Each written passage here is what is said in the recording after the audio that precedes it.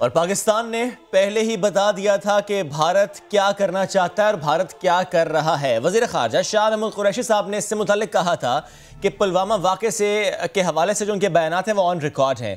انہوں نے کہا کہ واضح کیا گیا تھا ان کی طرف سے کہ پلوامہ بھارت کی جانب سے ایک فالس فلیگ آپریشن ہے اور اس کی آڑ میں بھارت کوئی چال چل سکتا ہے۔ بالکل، اور اسی پر بات کرنے کے لیے ہمیں جوائن کیا ہے وزیر خارجہ شاہ محمود قریشی صاحب نے۔ شاہ صاحب بے حد شکریہ آپ کے وقت کا۔ پاکستان کے رٹ لگانے والے، پاکستان کا رونا رونے والوں کی جگ ہسائی، ہرزہ سرائی پوری دنیا کے سامنے بے نقاب ہو گیا بھارت۔ کیا کہیں گے آپ، کیا ویلیو رہ گئی؟ اور جو بھارت یہ کہتا ہے کہ ہم اپنے لوگوں کے لیے اور ہم جمہوریت کے دعوے دار ہیں، وہ تو کھل کے سامنے آ گیا۔ نہ اپنے لوگ سنبھالے جاتے ہیں، نہ کشمیر سنبھالا جاتا ہے ان سے۔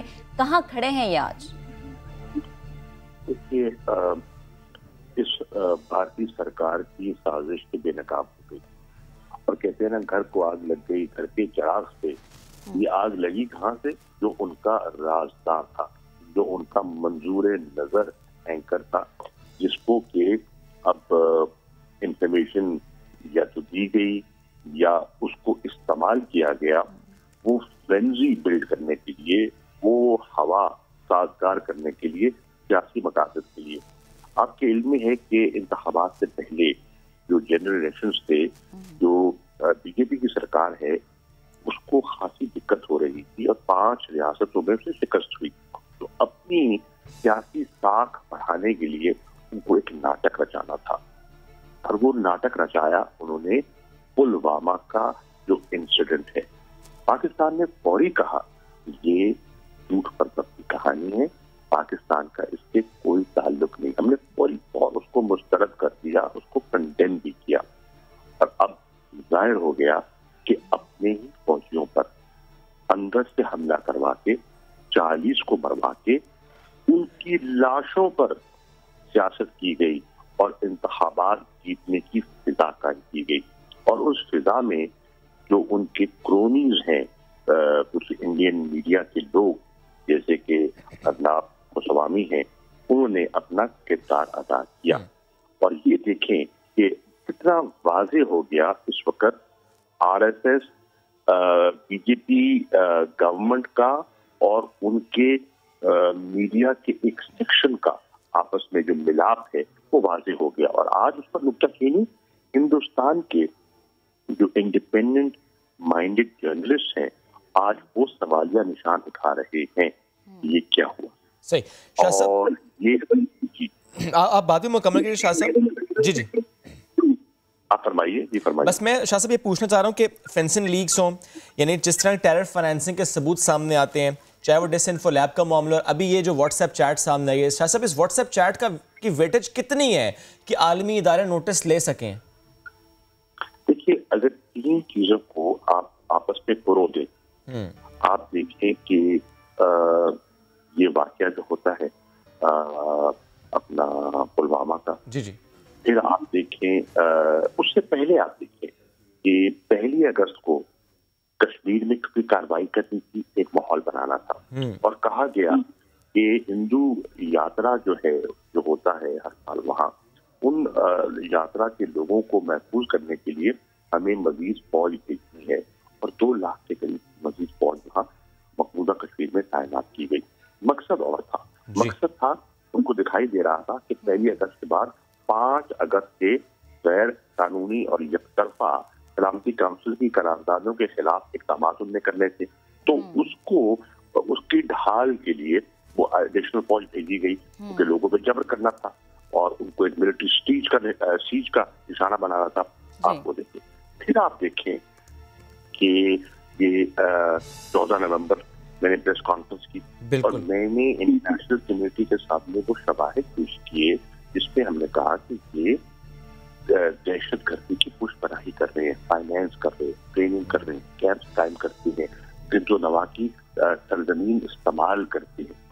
پھر اس کے ساتھ جوڑیے آپ ڈس انفو لیب کی، جس نے واضح کر دیا کہ کس طرح انہوں نے جعلی این جی اوز قائم کی تھی، media outlets, fake media outlets, website کی 750 کے لگ بھگ، جنہیں وہ استعمال کرتے تھے پاکستان کے خلاف پروپیگنڈا کے لیے، ایک اسمیئر کیمپین تھی۔ اب یہ بڑا واضح ہو گیا دنیا کو کہ ایک غیر ذمہ دار شخصیت اپنے سیاسی مقاصد کے لیے کچھ بھی کر سکتے ہیں. اس خطے کے امن کو، استحکام کو وہ بالکل انڈرمائن کر سکتے ہیں اپنے مقاصد کے لیے، اپنی جیت کے لیے اور اپنی سیاسی وجود کو قائم رکھنے کے لیے، اور بغیر اس چیز کے سمجھے کہ یہ اس پورے ساؤتھ ایشیا میں ایک نیوکلیر انوائرمنٹ ہے. اب یہ کتنا غیر ذمہ دارانہ فیل ہے، کتنی غیر ذمہ دارانہ سوچ ہے. تو میں سمجھتا ہوں کہ اس ڈوسیئر کی بنیاد پر، ان انکشافات پر انٹرنیشنل کمیونٹی کو انہیں اکاؤنٹیبل ہولڈ کرنا چاہیے. یہ خطرناک لوگ ہیں، ان کی ذہنیت خطرناک ہے. آپ نے دیکھا کہ انہوں نے اقلیتوں کے ساتھ، بالخصوص مسلمانوں کے ساتھ کیا سلوک کیا، سکھوں کے ساتھ کیا سلوک ہے، کسانوں کے ساتھ کیا سلوک ہے. یہ بڑا خطرناک ماحول بن رہا ہے جس سے انٹرنیشنل کمیونٹی کو نوٹس لینا چاہیے. تو شاہ صاحب ایک چیز واضح کیجیے گا کہ انٹرنیشنل کمیونٹی کا نوٹس آپ بات کر رہے ہیں، اڑی حملے کی بات ہو جائے، ضلع پلوامہ کی بات ہو جائے، جب مسلمانوں کو بے قصور اس لحاظ سے قتل کیا گیا، تو گجرات والا واقعہ بھی ہمارے ذہنوں سے کہیں نہیں جاتا. تو انٹرنیشنل جو کمیونٹی ہے وہ اس پہ کیا نوٹس لے سکتی ہے؟ ہر چیز کے تو واضح ثبوت موجود ہے. کشمیر کا بلیک آؤٹ ہو جائے یا پھر بھارت کی اپنی سکھ برادری ہو جائے، دلی سرکار ہر جگہ رسوائی کا سامنا ہے. ابھی مزید ثبوتوں کی ضرورت ہے کہ وہ منظر عام پر آئیں، پھر کچھ قدم اٹھایا جائے. دیکھیے، اس میں میڈیا نے بہت امپورٹنٹ رول پلے کرتا ہے. آپ کا رول اس وقت بہت امپورٹنٹ ہے، کیونکہ اس وقت آپ کے سامنے ہے کہ ہندوستانی میڈیا ان کی حکومت کا اعلیٰ کار ہے، بالکل، اور وہ ان کا ایک پروپیگنڈا ٹول کے طور پہ کام کر رہی ہے. پاکستان کے میڈیا کو گیرا ہونا چاہیے اور ان کو بے نقاب کرنا چاہیے. ان کے اصلی چہرہ پاکستانی قوم کو بھی دکھانا چاہیے اور دنیا کو بھی دکھانا چاہیے. یہ ہماری میڈیا کا بھی بہت بڑا امتحان ہے، اور وہ چینلز اور وہ اینکرز اور وہ حضرات جو اس میں کردار ادا کر رہے ہیں، یہ قومی خدمت ہے، یہ قوم کو جگانے کے مترادف ہے. اور میں سمجھتا ہوں ہمیں غفلت نہیں برتنی چاہیے. بالکل غفلت نہیں برتنی چاہیے. میڈیا سے میری آخری جملہ، میڈیا سے ہوتا کیا؟ آپ نے کہا میڈیا کا امپیکٹ یہ ہوتا ہے، ایک ماحول بنتا ہے. اور آپ نے دیکھا کہ برٹش پارلیمنٹ میں جب میڈیا نے سارے حقائق سامنے رکھے تو 10 ممبران پارلیمنٹ نے ہندوستان کے موقف کو ہاؤس آف کامنز میں جھٹلا دیا اور کہا کہ یہ جو کہہ رہا ہے کہ ہمارا اندرونی معاملہ ہے کشمیر، یہ اندرونی معاملہ نہیں ہے، یہ ایک بین الاقوامی تنازع ہے. تو اس سے آپ دیکھیں کہ یورپین یونین میں ایک ہیومن رائٹس کی ایک بحث کا آغاز ہوتا ہے.